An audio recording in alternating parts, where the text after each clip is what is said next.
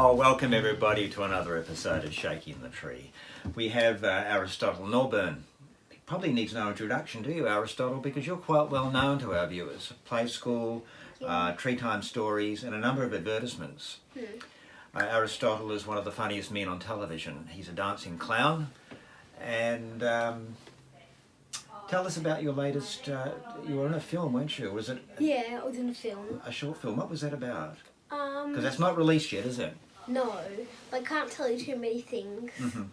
But I might be able to show you a bit when we stop filming, a bit of behind the scenes. Oh, that's right. You've promised to do a bit of a show for us, haven't you? Any little hints about your next project? So, I don't really want to give it all away because it's confidential work. Okay, no, look, we wouldn't And I'll want to. get in a bit of trouble if I tell anybody from the film business because it's a big project. Because we're like getting like a huge like big cameras and like huge like trucks to like drive the cameras on and stuff. Oh, wow.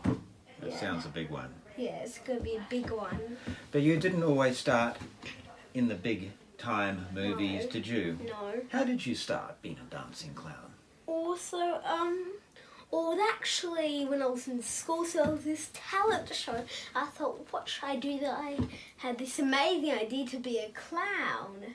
And then, like, all my teachers gave me, like, a 10. And, like, all the audience gave me a 10. I thought, oh, this will be a good thing. And then when I turned 19, my parents gave me, like a voucher to like, or they didn't give me a voucher, they gave me $5,000 to spend on whatever I wanted, like anything. So I thought, what can I do to treat myself with this money? That I thought the perfect idea to go on a clown class in Alaska. My goodness, how did you find out about the clown class? Or I just went online and searched up clown classes. Wow. And I saw one in Alaska that looks quite good. So there's no secret that you're 63 now, and in those days, at 19 years old, going off to Alaska. Yeah. What an adventure for a young boy. Yeah. What did your parents think about you going all the way there? Well, they were fine with. They thought it was a good treat for myself going to Alaska and like getting a job and stuff and like like getting class for what I would love to be. Yeah. And then like when I came back, I had already been in like 10 films because I was there for about like 10 years. Yes, I know you spent a long time over there, and Yeah. I think your accent changed a little bit when you came back. We A tiny noticed. bit, Yeah. yeah. What was your work in America mainly about? I mean, we've all heard of the circus. There's not too many circuses around in those now, but what was it like then, the circus It was atmosphere? amazing. So like, I actually created one of my own circuses, but I just couldn't pay enough money to do all this stuff. Like I couldn't pay enough money to pay the businesses that like let me go in ads and stuff and pay the TV people that were in ads. So I had to like change something. So I had to put down the business. Yeah. No, I think they were hard times, and it was a time when Yeah. circuses weren't so popular in No, America or even because here. because that was just around the day because it was called like Circus Doomsday because like there were only 5 people there and I had and there were 300 people who booked. Oh my goodness. Yeah. Well, doomsday no more for you, Aristotle, because you're riding high at the moment. Yeah. We have a treat for you, Aristotle. I'm sorry about that glitch, everybody. As I was saying, Aristotle is going to perform an excerpt from his film, not to betray any confidentiality, of course. And he's going to go on stage and prepare. We'll take a advertisement break, and we'll see you there. Goodbye.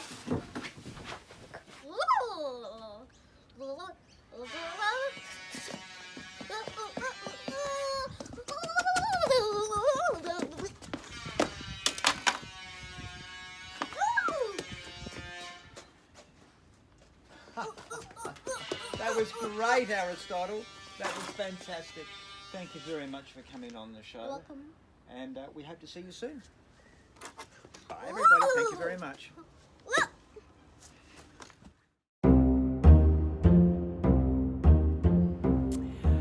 Good evening, everybody, and welcome to your television show, your weekly television show, Shaking the Tree, where we introduce interesting people, sometimes people who you might not appreciate, on our show. And today is no exception, of course, because we have Mr. Roger Bobfield, a taxidermist. And no, taxidermy is not a form of public transport.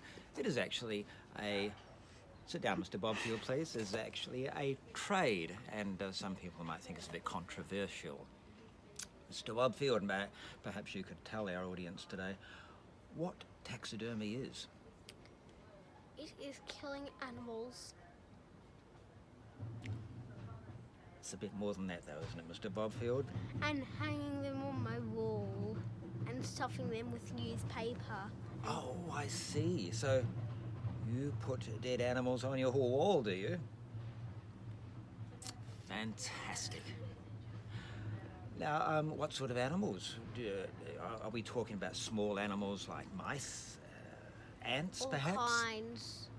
All kinds. Well, what kinds of animals, Mr. Bobfield? Like big ones of that, like one of the animals I've had on there is like a human. He was the host of the last TV show I was on. Is that what happened to Maxwell? Yeah. Have the police contacted you about this? They don't know about me. Well, they might now, Mr. Bobfield, because you're on national television on Shaking the Tree. This is Channel 7, and welcome everybody. But for those who are just joining us, we must have Mr. Roger Bobfield on our show. Mr. Roger Bobfield is a Taxidermist. taxidermist. Strange word, taxidermy, isn't it? Where does it come from? The etymology, I mean. It comes from the word human.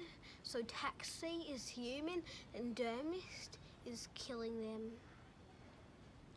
Right. And how did you learn your trade?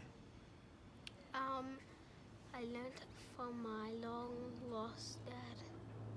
Oh. You were close to your father? Never really. No? That's why his head is still on my wall, like Maxwell. Yes, his head's on your wall too. Would you like a chocolate? It's... I just need to do something with it for a sec. Oh. Okay, now I think you can have this one. I see. Okay.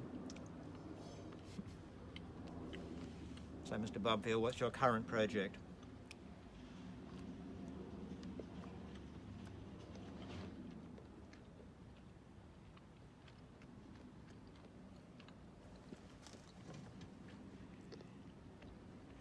Mr. Bobfield, not too close to the camera. You might scare our cameraman, Nigel. He's easily scared. Aren't you, Nigel? What's your current project, Mr. Bobfield?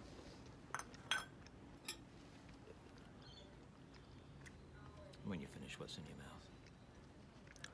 Taxidermy, everybody, as we've heard from Mr. Bobfield, while he's finishing one of our delicious chocolates, is Okay, I'm ready. Oh. Okay, my next project is getting the host of the show that I'm on right now.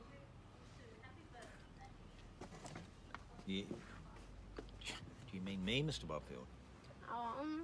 Who knows? I am the host, and what do you intend to do with me? I'm not telling anybody about my plans. No, probably wise. All right, on that note, we'll move on to our next guest, but thank you very much for joining us on what is a interesting and perhaps questionable trade. Goodbye, Mr. Bobfield. I'm staying here. Righto then, we'll just move on to our next segment. We have Hunter Fleming at the racecourse. Perhaps a place you should not go, Mr. Bobfield. Anyway. I'm coming. Righto. Over to you, Hunter. And cut.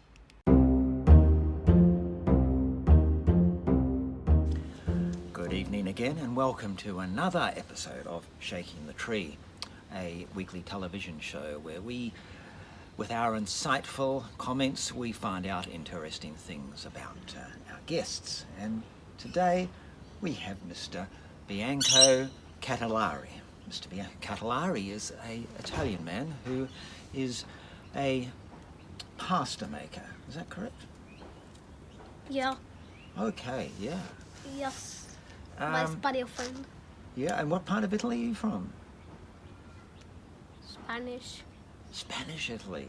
Oh, and do you make anything else other than pasta?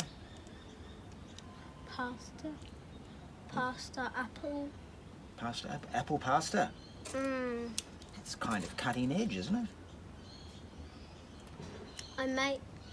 It's like the apple is dough. Oh, I also make another kind of pasta. Human pasta. Human pasta. This is a bit of a theme of our show. We had Roger Bobfield on a short time ago, and he was talking about this sort of thing. Anything else besides human pasta?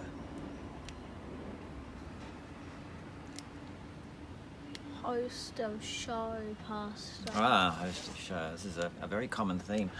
You look a bit like Bobfield. Are you one and the same, pretending to be an Italian man from Spanish Italy? Who knows? Indeed. Tell us about pasta then. Where do you sell this so-called pasta? Yes, Mr. Bobfield. Mr. Bobfield, get back here. You killer of animals. I've had about enough of you, pretending to be some Italian man. Off you go. Nigel.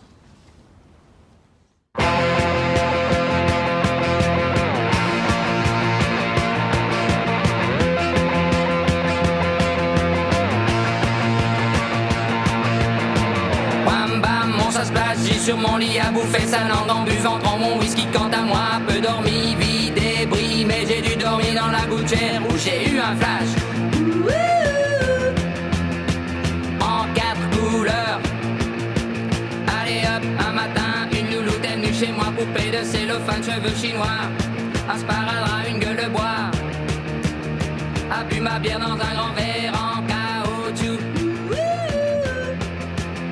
comme un indien dans son igloo. Ça plane pour moi, ça plane pour moi, ça plane pour moi, moi.